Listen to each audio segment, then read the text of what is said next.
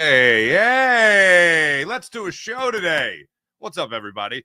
Yep, still fighting that flu. Yesterday, yesterday was great. Yesterday was like fever dreams. That was, oh man, that's great stuff from like 7th grade coming back to haunt you. That's always a good time. Yesterday was bad. I woke up. Obviously, I posted that we weren't going to do a show, but yeah, that was a dark place. That was a dark place yesterday, so couldn't do the show. But great to have you guys along for this ride, wherever this one goes today. No, we got plenty of Eagles stuff to talk about. As one would assume, with them being in the Super Bowl and all. While I was away, I'd say I'm operating at about 80%. Yesterday, I was probably at 30, 20, maybe 20% is probably more realistic. All I gotta say is Tamiflu is a hell of a drug. But I watched the Nick Sirianni press conference, and I was hoping he would get asked about the straitjacket comment from Jalen Hurts. And very rarely does somebody watch in my position and go, "Oh, I hope there's nothing there." Usually it's like, "Oh, there's got to be some meat and potatoes there. There's got to be something that's really juicy." But there was nothing juicy. And I saw the Sirianni comment, and I'll play it for you, the way he responded to Jalen Hurts' comment about how coach took the straitjacket off.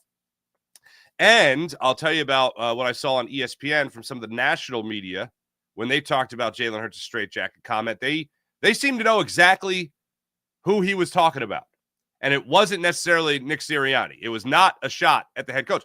And when I first heard it, I said, there's no way he has waited to win the NFC Championship game to take a shot at his head coach. Even though that could easily be interpreted that way, something just didn't add up. So Nick Sirianni gave his take on it yesterday, and I thought it was very. I liked everything about what Nick Sirianni had to say about it now 2 days ago. Also, I called it. The 76ers buckled again. I almost can't wait. I almost want to talk about this first as opposed to just the Eagles. But oh my! So the Sixers won 4 in a row. Whoopity-doo. Okay, that's great. But the Sixers did exactly what I said they would do on Tuesday, I think it was. Yeah, because I took yesterday off. Tuesday, I said that they were going to buckle. They didn't wish the Eagles any congratulatory remark on social media. They didn't post anything on social media to the Eagles. And then several Eagles are at the LeBron James Laker game against the Sixers. And what do you know? They post about it. Go figure. We'll talk about that and the long tradition the 76ers have of buckling to pressure. It's a beautiful thing. We'll get into that. And also, we'll take a look back on the previous Eagles-Chiefs Super Bowl and what really stuck out to me about that game versus this game. There's one thing in particular that actually does not favor the Eagles well in this game. A spoiler, I got to do a call-in today at 11 o'clock for a KC radio station and talk about this Super Bowl. And I've been on with these guys a couple of times before the Monday night game last year, before the Super Bowl 2 years ago, 3 years ago now. I've been on with these guys. Great bunch of guys. But I'm going to tell them flat out, I think the Eagles just have the most potent weapon in the NFL. The combo of two things, Saquon behind the offensive line, and that's going to be that. And that's what I think is going to lead the Eagles on to victory. And plus, Jalen Hurts doesn't suck either. Well, we'll get into all that on today's show, but it's great to be back with you guys. It's great to have the red light on. Makes me feel better already, and I'm hoping I can give you guys a nice full show today. So let's get into it first and foremost when we talk about Nick Sirianni and this whole thing about taking the straitjacket off of Jalen Hurts. So if you didn't see it before, Jalen Hurts was asked. Hold on. Let's do Okay, good. Jalen Hurts was asked after they won the NFC Championship about the passing game working so well, and here's how he answered that question. Well, he's done a great job. He's done a great job. I guess he let me on my straitjacket a little bit today. Asked about Nick Sirianni's role in the passing game. Nick did a great job, and he let me out of my straitjacket today. Notice the smirk. See that? Okay, that's a little smirk. All right, now there's a theme to this, okay? You hear that, and you go, that's weird. What do you mean straitjacket? So right away, my mind went to, that sounds really negative. I don't want to take anything negative after an NFC Championship win, okay? I don't want to go down that road. So what does he mean by that? Does he mean that the coach has kept him in a straitjacket throughout this season because they haven't been airing the ball out? They've just been concentrating on running the football and running the football and running the football. And, hey, Jalen, do less in the throwing game. Do more in the run game. Just help out Saquon as much as you can. Is he really going that far with it? So then notice the way Nick Sirianni answered this question. Now, again, the smirk, right? Okay. Nick Sirianni getting asked the question about the straitjacket by Tim McManus of ESPN. And Nick, I wanted to ask you about Jalen's straitjacket comment after the game here. Just kind of your interpretation of that, and then also how much of what you're asking him to do, the way you're asking him to play the game this year, is factoring into the fact that it wasn't the most prolific passing season for him. Yeah, I think he was having fun after the game. We've been winning a couple different ways this year. I think he's just having fun after the game. But I know this, and he said this plenty of times. He doesn't care how we win. I don't care how we win, as long as we win, and we do everything we can do to be able to win. And as we've talked a lot, there's been different circumstances of how games have went and where we've been at and late in games. And but we found a way to win and rattle off 15 out of 16. And so again, thought he was having fun with that after the game, and just loved how he went out and executed and prepared for this game. I always admire that. You guys have asked me about that. I always admire the heck out of him, of how hard he works regardless of the situation. Same guy every day. His mentality, his work ethic. And, we had to win a different way this game, and we did. And we showed that we can win multiple ways. I think that shows the type of team we have. Yeah. There's something inside going on here that I don't mind at all. I still didn't understand it after I heard Nick talk about it. All I knew was that Nick did not take it negatively. And Nick seemed to, through the smirk that he also gave while Tim McManus was asking the question, also showed that he was in on the joke. The interesting thing was Jeff Saturday on ESPN and their whole panel there with Mike Greenberg, they were all talking about it, and they put themselves at the forefront of blame for the comment. He said they all said that was a shot at them. That was a shot at the media. Specifically those at ESPN that said Jalen hasn't done enough. They haven't utilized Jalen enough in this offense. They put him in a straitjacket. I haven't heard anyone, and I don't watch enough ESPN anymore to go, I remember Jeff Saturday's take from 6 weeks ago, or I remember Ryan Clark's take from 10 weeks ago, or I remember now Dan is a guy I pay attention to, Dan Orlovsky, because personally I know. I don't look at a lot of that stuff in the past and go, because they said this, Jalen's going to say that. Excuse me. Yeah, still fighting. So when I look at all that, I don't look at it and go, that's obviously what Jalen meant. He was criticizing those that have criticized him on the national platforms. That didn't jump out to me. But what did jump out to me was how lighthearted it was.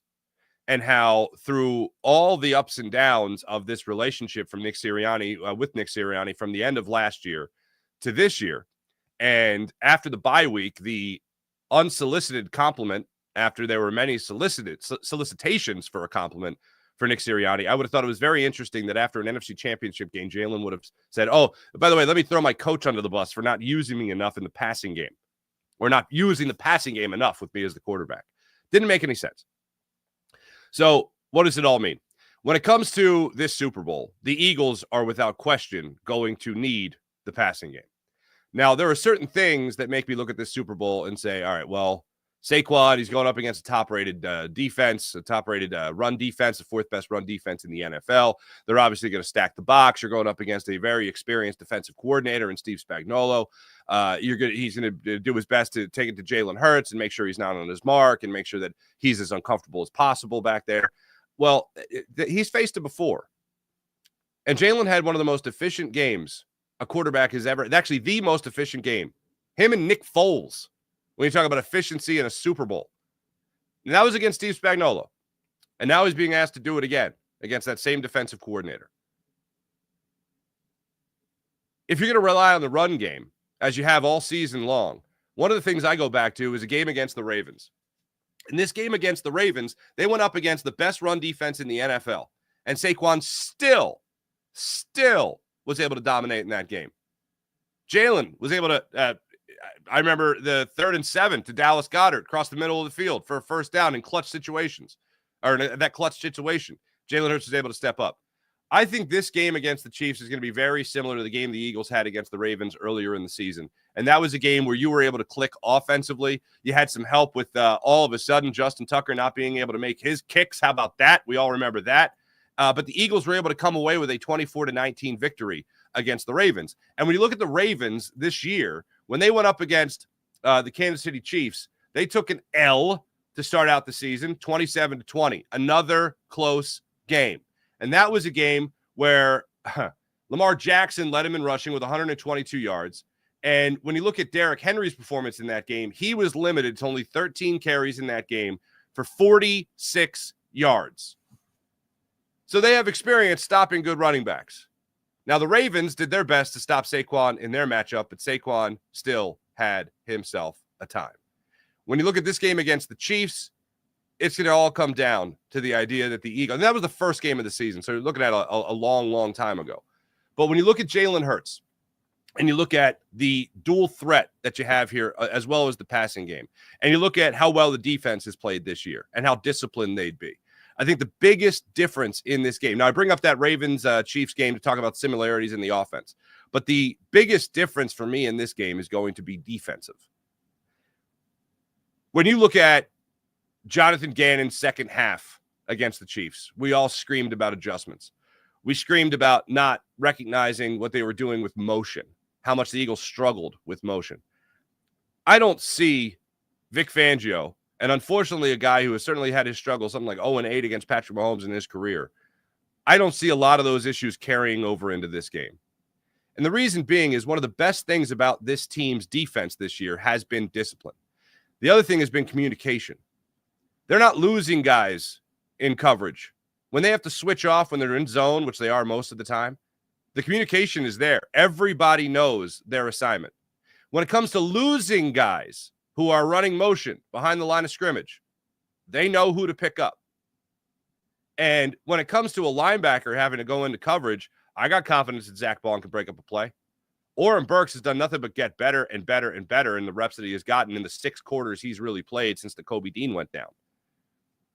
You look at the secondary, it's no question that Darius Slay has saved his best for the postseason. And yes, he got burnt something terrible against the Washington Commanders, but he has still played his best football in the postseason. Quenyon Mitchell, we obviously know, Cooper DeJean, you could go on and on. But when you look at this team, defensively speaking, they are insanely disciplined. And what really cost the Eagles in that previous matchup in the Super Bowl was that they were not disciplined at all, especially in motion. Now, that's the benefit that the Eagles have been so unbelievably disciplined this year. The negative, when you look at the defensive line from the Super Bowl, you're talking about Ndamukong Suh, you're talking about Linval Joseph, you're talking about Fletcher Cox, you're talking about Brandon Graham, you're talking about Josh Sweat, talking about Hassan Reddick as an edge rusher. Those are guys that get after the quarterback. That was a season where the Eagles, don't forget, had 70 sacks on the season.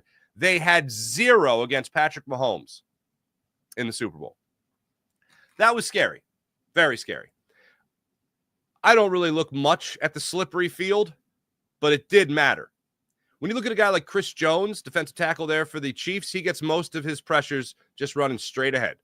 Doesn't have to worry about cutting. Doesn't have to worry about getting that angle like an Hassan Reddick did, for instance. So the slipperiness, if it benefited anybody, it benefited the Chiefs because the Eagles' edge rushers, where they got the vast majority of their sacks, couldn't get home. This is going to be a little bit of a different story playing indoors, though I wouldn't put it past the Chiefs to Vaseline up the field or whatever it might be. But that's one of the things that I look at. The Eagles had 70 sacks that year. They had 41 this year. So you talk about pressure. It just seems to be something that's not there. The benefit that the Eagles have, though, is that they're one of their best guys at getting pressure on a quarterback or getting quarterback hits or pressuring. Getting pressure on a quarterback is obviously Jalen Carter in the middle of that defensive line. So if you're looking at pressure, if you're looking to get after the quarterback, it's going to have to come from the defensive tackle position. I'd love to see a guy like Brandon Graham come back when Nick Sirianni was asked about BG 2 days ago. He said, still a we'll see moment. Eagles are supposed to head down to New Orleans on Sunday. I'm sure Brandon Graham's going either way, but I still doubt that he's playing in this game. But when you look back on the Super Bowl from 3 years ago and think about what could happen in the Super Bowl now, the Eagles are going to have to get pressure on Patrick Mahomes. They're going to have to find a way to get him down. They're going to have to get after him. And I don't know what Fangio is going to have dialed up. I would assume it's still going to be quite a healthy amount of zone. But one thing is for sure, your defensive line is going to have to win battles. I also saw, this is another good thing, I also saw Milton Williams was one of the best defensive linemen in conference championship weekend, one of the highest rated players. That's pretty impressive. Him and Chris Jones, that's some pretty good company to have. You want to keep that going against the Kansas City Chiefs, no doubt about that. Do I have the thought, and I know a lot of people have this thought too, when it comes to the Chiefs, a lot of people have it in the back of their mind, like, oh, you're going to have to beat the refs too. You're going to have to beat the refs too. And as much as I'd love to say that that's not a thing, it absolutely is a thing. I in no way, shape, or form think that the Kansas City Chiefs don't get preferential treatment. I mean, if you watch the AFC Championship game against the Bills, you see that. If you just watch the Chiefs throughout the season, you see that. I mean, Patrick Mahomes taking phantom hits and flopping. Travis Kelce getting in the face of Bills players and like taunting them and not getting called for anything is ridiculous. They are, unfortunately, now America's team. Nobody likes America's team because nobody likes to be told who their team is. I know that it's Philadelphia, and I know that not a lot of people have a warm spot in their heart for Philadelphia. But unfortunately, I think a lot of people are still rooting against the Eagles. A lot of times on social media, I've seen a lot of people post about how if it was any other team than the Eagles, I'd be rooting for the team to beat the Chiefs. But since it's the Eagles, I'm rooting for the Chiefs. Jalen Hurts, Saquon Barkley need to turn that around. And hopefully they could do that in the first half and second half of that game. The Super Bowl, that is, on Sunday. I also have been enjoying text messages from friends and family that live in the North Jersey and New York area. Their main talking point, my cousin Michael actually texted me yesterday about what they were talking about on FAN, which was that Saquon Barkley would not be a Hall of Famer, would never be a Hall of Famer if he would have stayed in New York. And I said, yeah, that's pretty right. That's pretty accurate. You weren't going to – he had, 2,000-yard seasons in New York? They never built an offensive line. And the whole reason they paid Daniel Jones is because they thought his shelf life was going to be longer. We can pay a quarterback for more years and sign him to a long-term deal, and we'll have time to build that. But we're not going to have time to build an offensive line for a running back. Oh, no, shelf life's not good enough there. 27 years old, Saquon has the season that he had. Pretty spectacular. And here's what really sucks. Totally off the topic there, but Saquon Barkley, Jalen Hurts, and this Eagles defense, we're not going to be able to see on Sunday. This is going to be the longest week. I make the point a lot about how the day after opening day in baseball is like the longest day of the year to me, because like you ramp up, you get excited for, at least I do because I love baseball. You ramp up for baseball season. You're excited for baseball season. It's like, oh, baseball's every day. I love baseball. Baseball's great. And then you have opening day. No matter what, you're excited to see it, And then there's the day off. It's like, oh, it's the longest day of the year.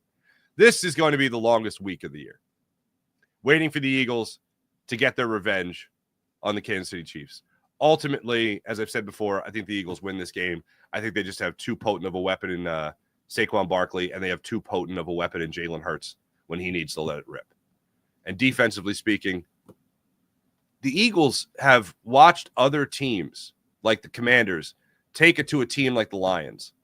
They have taken a team like the Ravens, who were playing some great football at the time and really putting their season together. And they found a way to make sure Derrick Henry did not take that game away from them, defensively speaking. They found a way where Lamar Jackson was a bend but don't break quarterback, or they played defense against him like it was bend but don't break. Holding the field goals, they missed the field goals. If they can play a very similar game that they played against the Ravens, the Eagles are going to walk away with a win. I feel like they can do that against this Chiefs team. I don't think it's going to be another 38-35 game like it was 3 years ago, but I see it being a little bit of a lower scoring game, something in the realm of 27-23 Eagles, 27-24 Eagles, maybe even 30-27 Eagles. I think it's going to be a very close game. The reason I see it a little bit lower scoring is more running the football than what you saw. The other thing is, I mean, we talk about some things that the Eagles did wrong in the previous Super Bowl. One of them was Miles Sanders' drop. I don't see really even Saquon Barkley getting the opportunity to do that, considering they don't use him in the passing game nearly as much. And the Jalen Hurts fumble. Those are two things in that Super Bowl, other than the defensive breakdowns and not being able to get a sack after 70 during the regular season. The Eagles, to me, have this ability to be able to control the clock a hell of a lot more than they did in that previous matchup. And I think that's going to come down and that's going to be wildly important against Patrick Mahomes and that offense. So for me, still like the Eagles in this game, and I like the Eagles by a narrow margin, but enough to win. Put it to you like that. So a couple nights ago, what's his name? That guy, LeBron James. He was in South Philadelphia, and LeBron James met up with some of the Eagles there on the sideline there at the Sixers game, and he dabbed up with them and all that stuff.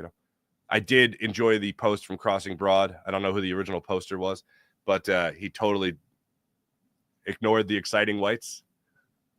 I don't know who he thought they were, if they were even with him. I don't know if you even saw them. I don't know. And Cooper DeJean and Reed Blankenship were just there like, yep, doesn't think we're with them.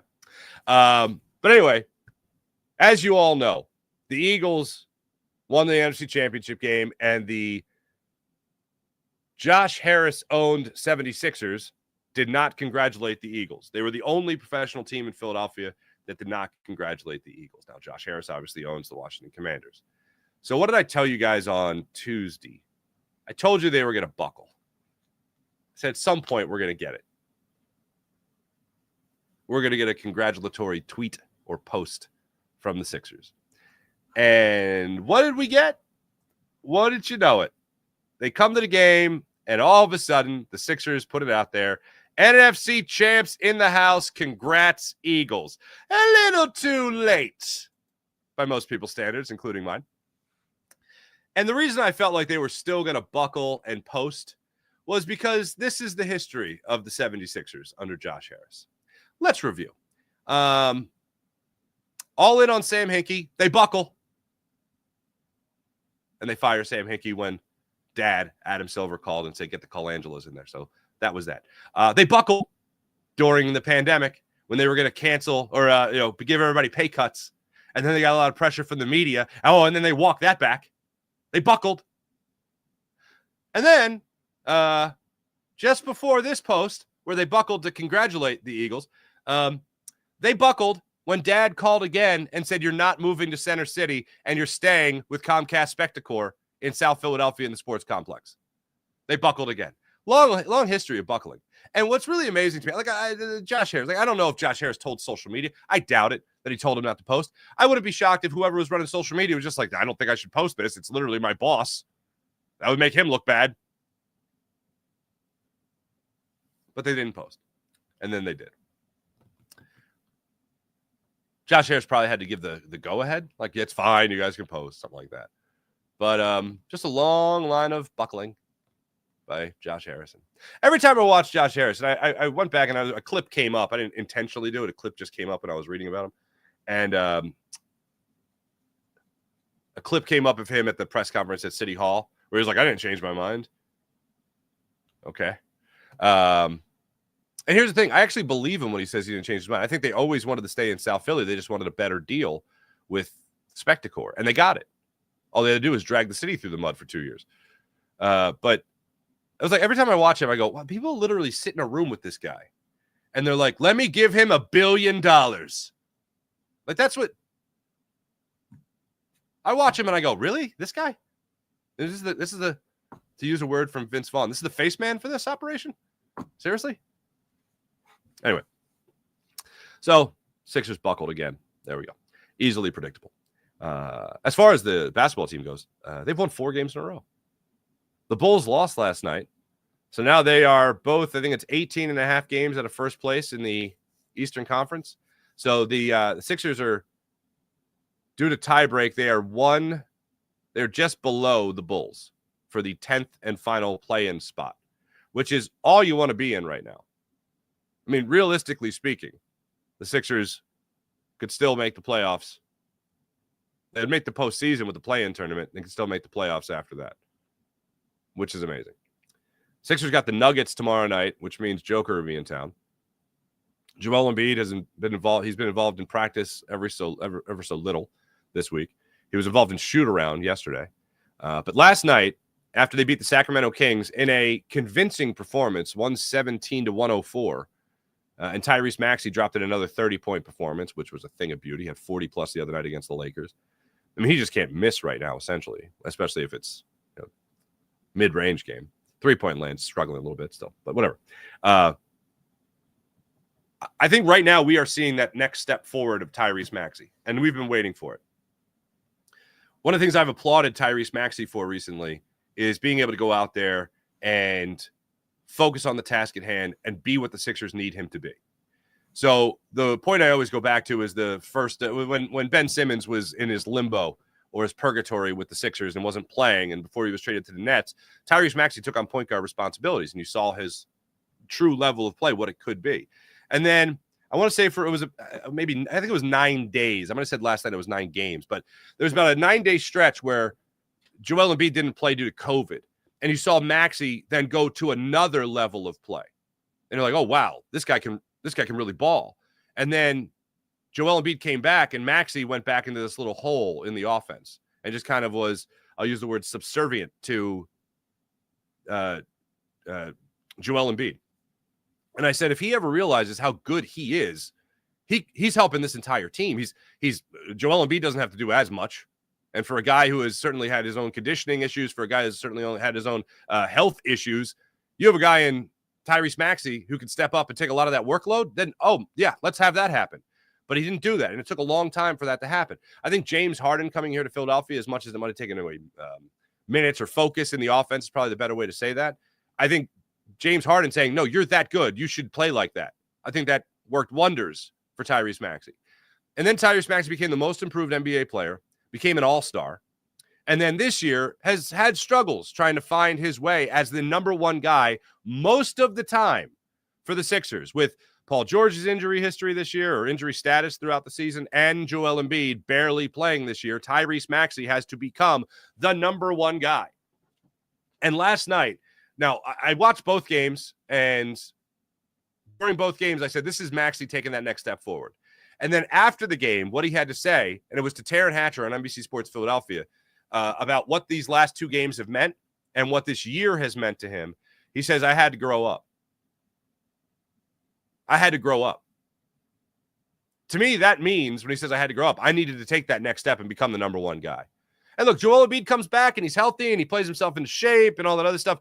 Well, then obviously you could have a guy that's playing at a very high level, and I hope that's the case, because it's not like I want the Sixers to lose. I want them to give us what we were supposed to get, which was an NBA championship. I still don't think it's happening, but you certainly get a lot closer to that if Joel Embiid is healthy and 100%. Again, the biggest if in sports, if he's healthy and at 100%. But with Tyrese Maxey taking this step forward, I can't wait to see what he can do against a team like the Nuggets coming up on Friday. I can't wait. And I hope he doesn't get snubbed when the reserves are for the All-Star game are announced a little bit later today. I really hope he doesn't get snubbed, because I'd love to see him get that, especially with the performance that he's had in the month of January. I mean, you're talking about 5, 6 games in the month of October. Maxey averaged 31 points per game. Just starting out the season, 31 points per game in that brief sample size in small sample size in October. Right now, he's averaging just under 30 points per game in the month of January. That's a hell of a January for Tyrese Maxey. You want to talk about growing up? You want to talk about taking a step forward, getting better and better? Yeah, this is a month where he's kind of proven that. And you look at the last handful of games here, 12 straight games with at least 28 points. Another 30-point performance last night, following up a 40-point performance the previous night. This was on a back-to-back where the Sixers were able to get this win, their 4th straight over the Sacramento Kings. Especially a team that they really struggled against, a month ago in Sacramento? Especially when it came to closing out. Ridiculous. So yeah, Sixers got Friday night against the Nuggets. Look forward to seeing all that come together. Hey, Maxey dropping 30 points again. Well, that's pretty dope. Thank you. Let me tell you about the Game Time app. Download the Game Time app, create an account, use promo code FARZI, get $20 off your first purchase on the Game Time app. That's the Game Time app. You want to go to a game, concert, comedy show? Game Time app has you covered. Also, don't forget about Game Time Picks. You know what that does? That allows you to filter out all the fluff so you get right down to it. The best seats at the best prices on the Game Time app. Want to go to the concert, the comedy show? Game Time app has you covered. You filter out all the fluff with the Game Time Picks feature. You get to see the best seats at the best prices. Also, don't forget to toggle the all-in pricing feature, which allows you to see the exact price you're paying before you check out. So download the app, create an account, use promo code FARZI, get $20 off your first purchase on the Game Time app. How about PHL Sports Station, Philadelphia Sports Station, enhancing your Philadelphia sports fan experience across all social media and blogs? That's PHLSportsNation.com. How about our friends over there at Sky Motorcars, SkyMotorcars.com. Check out Brett's amazing inventory at SkyMotorcars.com. I just realized, even looking at the comments as I'm doing the reads and all that, I just noticed I have my hoodie on, and that's intentional. I didn't forget to change. I don't think I've ever done the show in a hoodie, but still getting a little bit of the chills from the flu. Lil Toots got it first. And then, yeah, I think I told you guys this before. Then my wife and I, both on the same day, I think it was Monday or Tuesday, we both started to feel pretty achy. We did the test. It was flu. It wasn't COVID or anything. And yeah, just my wife's been in a worse place than me. My wife's been in a far worse place than me. Oh, man, Toots, she's been in a far worse place than me. Lil Toots, she's back. She's back, baby. She's in school yesterday. All her friends missed her. It was really sweet. And then Leo was sick a month ago, which is why we didn't do 7 Fish. And he's just walking around like, you idiots are sick. Pff, I still got the antibodies. He didn't say that, but that's the attitude he's peacocking around the house in. Anyway, yeah, hopefully tomorrow I'll be closer to 100. And this cough, cough is like you fear coughing because it's just like everything hurts. Oh man, good Lord. Anyway, enough about my aches and pains. Who cares? But yeah, so I got the hoodie on because I still got the chills a little bit. Still got the chills. Anyway, I feel like there was one more thing. No, not one more thing. Let's get to the chat check. April, hello, good morning. Wine Niners Wine, hello, good morning. Flyers are trying. Wings are winning. Dem Sixers suck. Go Birds. They won 4 in a row. The Wings are having a great year. That's true. The Flyers got blown out last night, 5-0. It was a 2-goalie night for the Flyers. That was bad. After you beat the Devils, you got blown out by the Devils.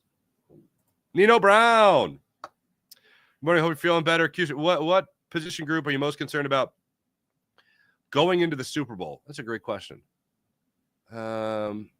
Concerned about. Not concerned about receiver and offensive line. Not. I mean, defensive line, I'm a little concerned about because the Eagles had such a great pass rush 3 years ago and never got to Patrick Mahomes. And this year, only 41 sacks. And I'm supposed to have confidence they can get after Patrick Mahomes? Not that confident. And they're going to need that offensive line push because it's not like you want to take people out of coverage, and that's not what Vic Fangio has done this season. I predict 1 or 2 corner blitzes from Vic Fangio to the blind side of Patrick Mahomes. I predict 1 or 2 just to speed that clock up a little bit.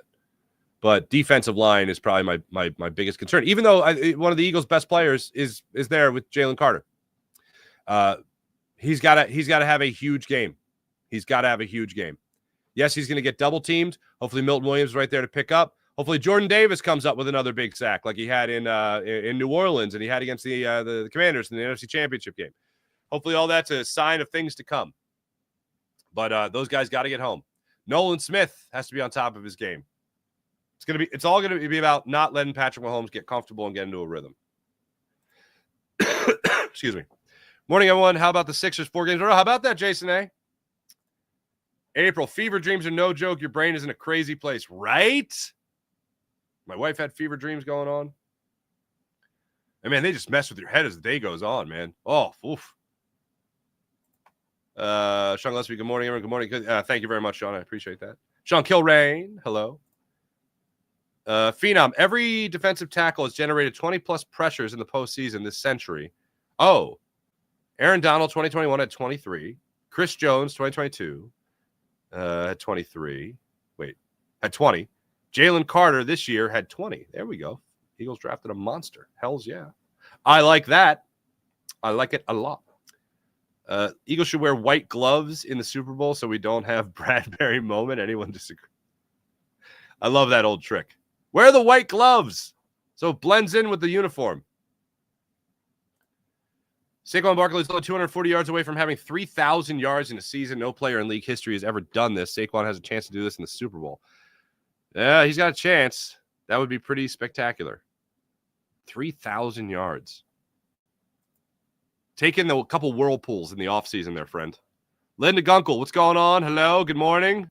That cough sounds bad. Ginger tea with ninja chop that? Oh, we'll ninja chop that. Okay, thank you. I can't do ginger tea. I can't do green tea. I can't do ginger tea. I'm pretty much a standard Earl Grey fella.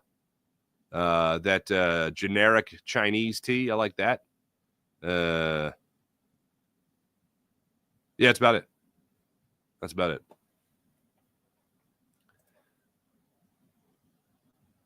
We all know, this is Nino as well, we all know that local and national media seems to always point this narrative of how our quarterback isn't playing up to par, despite those considered elite having similar numbers. It's blatant. Yeah, I don't. Jalen Hurts this year has, cracking a code is probably too dramatic a term, but Jalen Hurts has cracked a code this year. Like, basically, don't turn the football over. Do the thing that makes you the best possible football team. And then when you need to step up and make clutch throws, make those clutch throws. That has been the formula for Jalen Hurts. And all of that means he's not turning the football over. So he's not forcing things. Hell, the guy even took a safety because he thought it better to tuck and protect the football than try to throw it over the middle of the field to at least spike it to a wide open Dallas Goedert against the Rams. Literally said, I'd rather give them 2 points than the football. Okay. That's how hell-bent he is on not turning the football over. If I give them less opportunities, and when Jalen Hurts fumbled that football against the Chiefs 3 years ago, I said, okay, they were up 10 points at halftime, and I said, you still can't spot Patrick Mahomes 7 points. You can't say, I'm going to give you 7 points, and then expect to win a football game. And I remember there was people I was sitting with in our green room that were like, oh, it's a wrap. It's over. You remember Patrick Mahomes was limping off the field. He was dealing with like an ankle injury or something from the AFC Championship game. It carried over into the Super Bowl. And it was like, nope, he lit the world up. He lit him up in that second half. So, wait, what did I just? So anyway, all that was for Jalen. And Jalen not turning the football over, protecting the football, making smart throws. And talking about clutch. What was it 4th and 4 in the divisional round? 4th and 5 in the NFC Championship game? Money.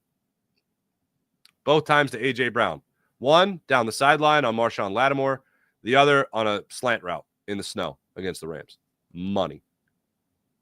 Yeah, go ahead and tell me that guy sucks. Sure. Yeah. Go ahead and tell me that guy's going to hold you back from winning a Super Bowl. Okay. Sean Gillespie, Eagles had to bring every type of footwear to the game this time. Yeah, I know, right? Wine Niners wine, couple of weeks early, but new. Oh, offensive coordinator Frank Reich. Thoughts? Wouldn't shock me. Wouldn't shock me at all. For those that don't know, what we all thought was going to happen at the start of the year is happening. It looks like Kellen Moore is going to be the Saints' next head coach. I think I saw, who was it? Mike McCarthy removed his name from the running. Like, okay, so basically you're not getting the job. Simple as that. So that's that. Frank, I'd be up for it. Sure. Nino Brown, you cannot ignore the field. If they can't plant and push off the way they needed to, you stunt their ability to do what they did best. I agree. Oh, Takeem. What's going on? Eagles 43, Chiefs 27. Love it. If the Chiefs fans keep talking trash, Eagles going to put 50 on them. Yeah, every challenge that's been there in front of the Eagles, man, they have just handled. Every single time. KC beats Eagles 7 out of 10 times. Hall of Fame coach. Yeah, sure. I'm thinking 31-33. Whoever has the ball last wins. Brian, morning Farzy, get better, bud. Thanks, man. Appreciate it. Gatekeeper, what's going on? Eagles will beat the Chiefs convincingly. Love it. What if Patrick Mahomes says, what's up, Mr. Sandman? Gets injured and we play against Wentz in the Super Bowl? That's been a fun little narrative. What if? What if? Well, the last time the Eagles faced Carson Wentz, I think they sacked him 9 times or something like that. So, yeah, let's party. Sean Gillespie, let's give him $1 billion. Must be nice, right?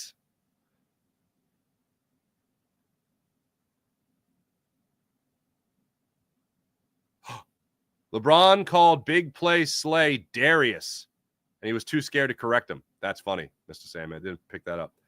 Brian Wattington. What's up, Brian? How you doing? Home Solo. What's going on?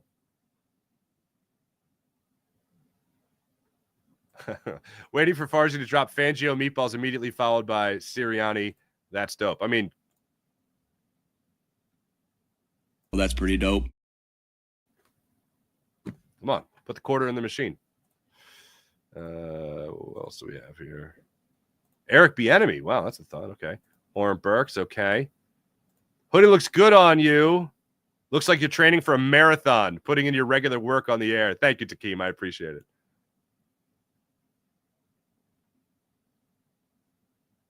Wait, what? Biggest roast this year. Daddy, are you pregnant? Yes. My little toots asked if I was pregnant. Thanks. Hit the gym, Farzy. Yeah, you ain't kidding, man. Or wear baggier clothes. Go to my wife. Do you have any maternity stuff still? I'll tell you what's good for losing weight. The flu. I'll tell you that much.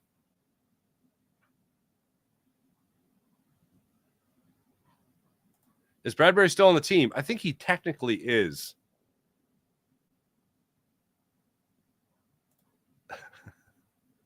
Let's slam the like button for Mrs. Farzy taking care of her 3 kids. That's hilarious. Yeah. I gotta say this. I even told my wife, I said, look, I said, babe, I'm proud of us. Because literally throughout the last 4 days, while Lil Toots has been sick, and then she's been sick, and I've been sick, we've just been passing the baton. And I've been at a low point. She took over. She's been at a low point. I took over.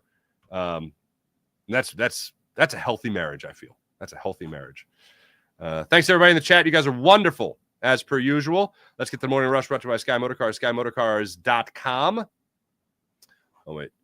Dunner, good morning. Devontae, gotta make sure to keep Mahomes off the field as long as possible. I agree. Thanks again, everybody in the chat. You guys are wonderful. Let's get to the Morning Rush brought by Sky Motorcars, SkyMotorcars.com. Sixers off till tomorrow. They'll host the Denver Nuggets at 7:30. They'll go for their 5th straight win. I would doubt Joel Embiid's going to play in that game, but whatever. We're used to it. The Flyers, after dropping a 5-0 loss to the New Jersey Devils yesterday, they'll be up against, they're right back at it, as a matter of fact, against the Islanders tonight at 7:30. That game will be in South Philadelphia. Thanks for watching. Thanks for listening. You guys are great as per usual. My name is Mark Farzetta. Oh, that's right. The special teams. That's right. That was terrible. Thank you. That was terrible. Yeah. Thanks for watching. Thanks for listening, everyone. You guys are great. My name is Mark Farzetta. I'll be back with you guys tomorrow for a Friday edition of the Farzy Show. See you guys then.